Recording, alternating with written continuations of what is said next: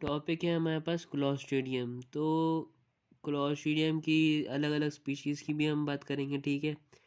तो सबसे पहले जो क्लॉस्ट्रिडियम की टाइप आती है और मोस्ट इम्पोर्टेंट जो है वो है क्लॉस्ट्रिडियम टेटनाई।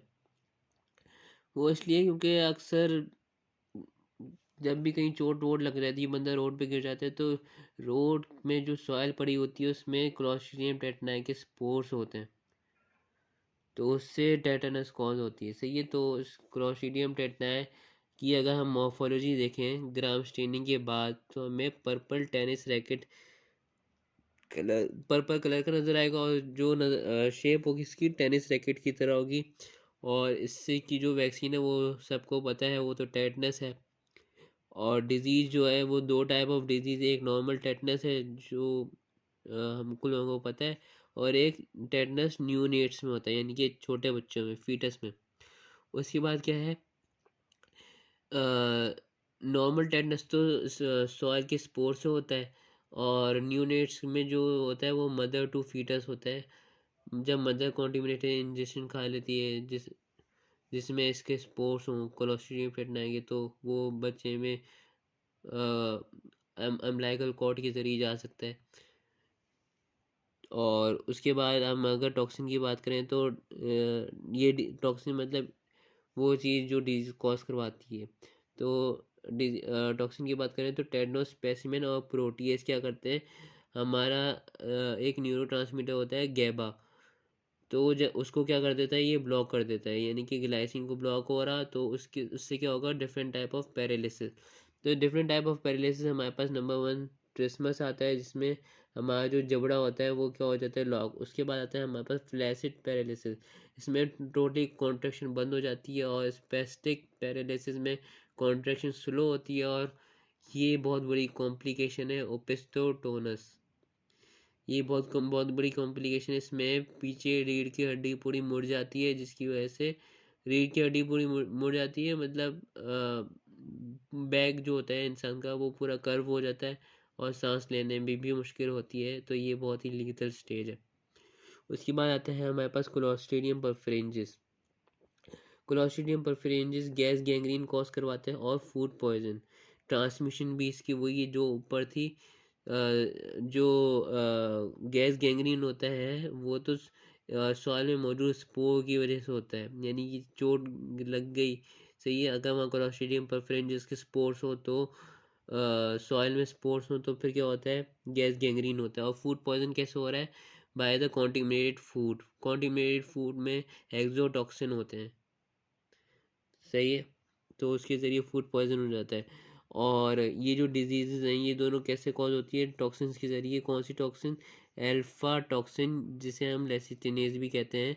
ये एक्ट एज सुपर एंटीजन, यानी कि जितने भी क्लिनिकल फाइंडिंग्स हमें नज़र आते हैं, यानी हाथ फूल रहा है, सर में दर्द हो रहा है, और फीवर हो रहा है, वगैरह वगैरह, जो जो क्लिनिकल फाइंडिंग्स नज़र आते हैं ये इसकी वजह से नज़र आते हैं, इस टॉक्सिन्स की वजह से।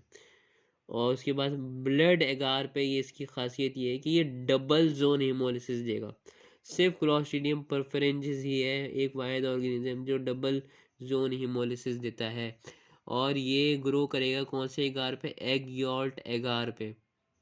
एग यॉल्ट एगार हमें ये किसको डिटेक्ट करेगा, अल्फा टॉक्सिन को, यानी कि अगर बैक्टीरिया जो है वो अल्फा टॉक्सिन यानी लेसिथिनेज प्रोड्यूस कर रहा है, तो ही इस पे ग्रोथ आएगी, यानी कि क्लॉस्ट्रिडियम परफरेंजिस की ग्रोथ आएगी। उसके बाद आता है हमारे पास क्लॉस्ट्रिडियम बॉटुलिनम। क्लॉस्ट्रिडियम बॉटुलिनम जो है वो बॉटुलिज्म टॉक्सिन की वजह से क्या ब्लॉक हो रहा है, इसमें एसिटाइल कोलिन ब्लॉक हो रहा है।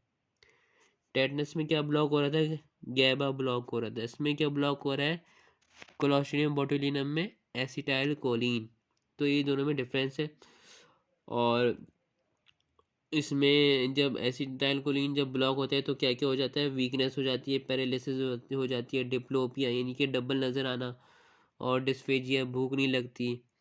और उसके अलावा ग्यूलेन बेयर सिंड्रोम, यानी कि ग्राम पॉजिटिव बैक्टीरिया नहीं है, ग्राम पॉजिटिव बैक्टीरिया में Guillain Barre syndrome Clostridium botulinum cause करवाता है, जबकि नेगेटिव वाले बैक्टीरिया के सेक्शन में Guillain Barre syndrome Campylobacter cause करवा रहा था। तो ये भी एमसीक्यू पॉइंट है। उसके अलावा वाउंड ट्रांसमिशन वैसे ही होगी जैसे पिछली पहले दोनों की हो रही थी। मतलब इस सॉइल में जो स्पोर्स होते हैं वो वाउंड के ज़रिए अंदर घुस जाएंगे बैक्टीरिया, और इन्फेंट्स में होती है इसमें एक्सोटॉक्सिन इंजेस्ट हो जाता है। वही सब कुछ ट्रांसमिशन सेम है। और लैब डायग्नोसिस की क्या है, क्लॉस्ट्रीडियम बोटुलिनम की माउस प्रोटेक्शन टेस्ट, यानी कि माउस पे अप्लाई करके देखते हैं। अगर माउस को पैरालिसिस होती है, गुइलेन बेयर सिंड्रोम होता है, वीकनेस होती है, तो वहाँ से पता चल जाता है कि Clostridium patient is infected with Clostridium botulinum. उसके बाद हमारे पास लास्ट आता है, लेकिन ये कुछ खास इंपॉर्टेंट नहीं है, लेकिन इसकी इंपॉर्टेंट पॉइंट्स प्रॉपर्टीज़ ये हैं कि ये डिजीज़ कॉज करेगा सूडो मेम्ब्रेनस कोलाइटिस, क्लॉस्ट्रीडियम वो कॉर्निबैक्टीरियम डिप्थीरिया की तरह।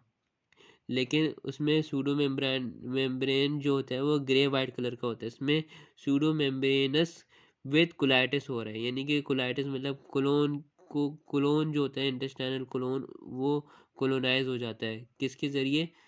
बाय द साइटोटॉक्सिन, यहाँ लिखा हुआ है।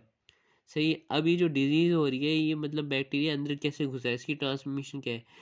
कुछ एंटीबायोटिक जो है वो नॉर्मल फ्लोरा को क्या है, सप्रेस कर देते हैं। तो जब वो नॉर्मल फ्लोरा सप्रेस हो जाते हैं तो वहाँ पे ये क्लॉस्ट्रीडियम डिफिकल्ट जो है वो सूडो मेम्ब्रेनस कोलाइटिस कॉज करवाता है। तो ये हो गए 6 मिनट्स के अंदर पूरी पूरी क्लॉस्ट्रीडियम। और यही था सारा कुछ, ये टेटनस कैसे होता है, फूड पॉइजनिंग को क्लॉस्ट्रीडियम से रिलेटेड। तो यही था हमारा क्लॉस्ट्रीडियम, जो कि तकरीबन 7 मिनट्स में हो गया है, और बहुत इजी सा टॉपिक था ये। Thank you.